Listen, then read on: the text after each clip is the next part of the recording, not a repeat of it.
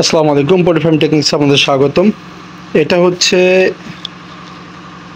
MA5:30, এটা 1000 dose রয়েছে এখানে।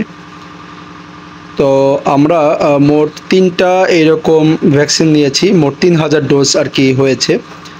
তো আমরা প্রায় 2700 প্লাস বাচ্চার ভ্যাকসিন দিব ইনশাল্লাহ এখন, সোনালী সুপার হাইব্রিড। এটা হচ্ছে ফার্স্ট ভ্যাকসিন, আজকে 5ম দিন। তো ভ্যাকসিনটাকে কিন্তু ডাইলনের সঙ্গে মিশিয়ে এভাবে মেশাতে হবে ভালোভাবে।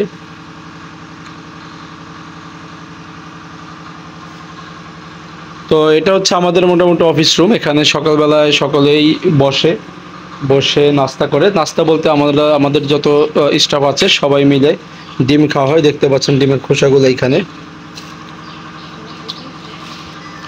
তবে আমরা বারবারই যেটা আপনার সঙ্গে বলে আসছি যে ভ্যাকসিনটা যখন দিবেন, দেওয়ার পূর্বে অবশ্যই আপনার এই যে ডাইলনের যেই বোতলটা আছে এটার চারপাশে পেপার পানি দিয়ে ভিজিয়ে অথবা তুলা পানি দিয়ে ভিজিয়ে তারপরে আপনার ভ্যাকসিন দিতে হবে, যাতে করে কোনো ক্রমেই ভ্যাকসিনটা গরম না হয়ে যায়, সেটি কিন্তু অবশ্যই লক্ষ্য রাখতে হবে। আর পাশাপাশি আরেকটা বিষয় হচ্ছে যে আমরা কিন্তু এখানে দেখতে পাচ্ছেন যে এই মগটার মধ্যে আমরা টোটালি ঠান্ডা পানি নিয়েছি এবং আমাদের আরেকটা ফ্লাস্ক রয়েছে বরফের।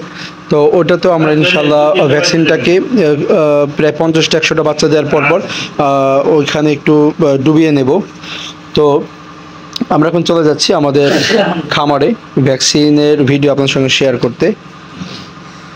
তো আপনারা এ জাতীয় ভ্যাকসিনগুলো কিভাবে মেশাবেন সেটা একটু আপনাদের সঙ্গে শেয়ার করি। এটা হচ্ছে ডাইলনের পানি।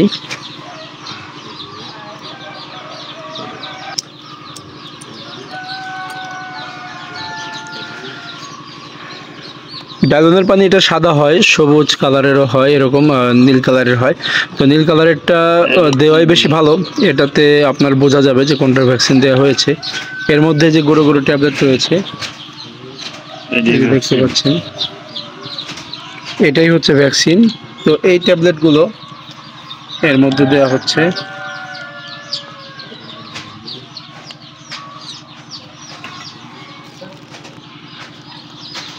এরপরে ভালোভাবে ডাইলন করে নিতে হবে।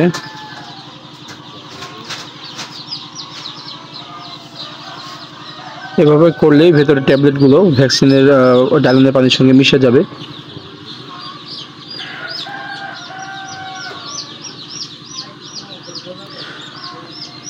তো আমরা ফার্স্ট ভ্যাকসিনটা খাইয়ে দিচ্ছি, রানীক্ষেত যে ভ্যাকসিনটা সেটা খাইয়ে দিচ্ছি।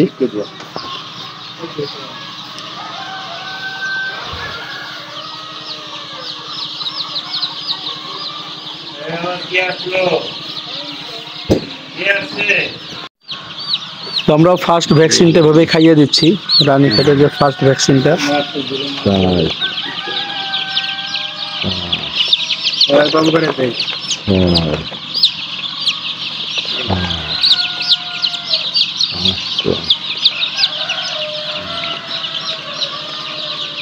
তো আমরা এভাবে করেই সবগুলো ভ্যাকসিন দিয়ে দিব। আপনাদের যদি ভ্যাকসিন বিষয়ক কোনো প্রশ্ন থাকে সেটা আমাদেরকে কমেন্টসের মাধ্যমে জানাতে পারেন। আর চ্যানেলটিকে সাবস্ক্রাইব করে সঙ্গে থাকবেন ইনশাআল্লাহ। আসসালামু আলাইকুম।